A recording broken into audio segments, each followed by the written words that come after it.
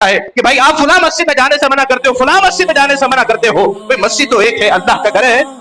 اب دیکھیے قرآن کیا کہتا ہے. اب مسجد ضرار کیا ہے؟ منافقین کی جانب سے یہ مسجد جو ہے وہ تعمیر کروائی گئی. مقصد کیا تھا؟ جو کہ احادیث سے ثابت ہے اور صحیح روایتوں سے ثابت ہے کہ وہ منافق تھے اور حضور کے بارے میں گستاخانہ باتیں بکا کرتے تھے. ان کا مقصد یہ تھا، اور ان کا بڑا جو ان کا سردار تھا، ان کا آقا تھا ابو عامر، وہ بہت بڑا بدبخت انسان تھا. پہلے وہ جو ہے وہ راہب تھا، عیسائی تھا، پھر یہودی ہوا، پھر مسلمان ہوا، پھر یہودی ہو گیا، پھر عیسائی ہو گئے، یعنی مرتد ہو گیا. یہاں تک کہ اس نے حضور کے بارے میں ایسی گستاخانہ بات کہی.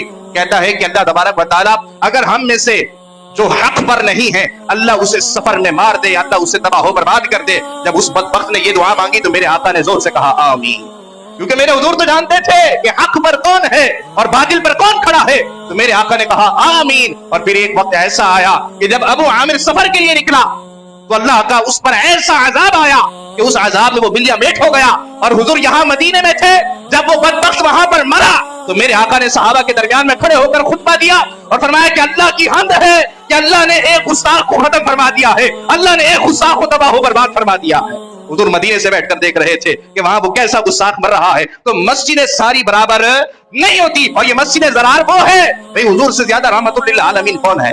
حضور سے زیادہ بندوں پر شفقت کرنے والا کون ہے؟ حضور سے زیادہ بندوں پر رحمت کرنے والا کون ہے؟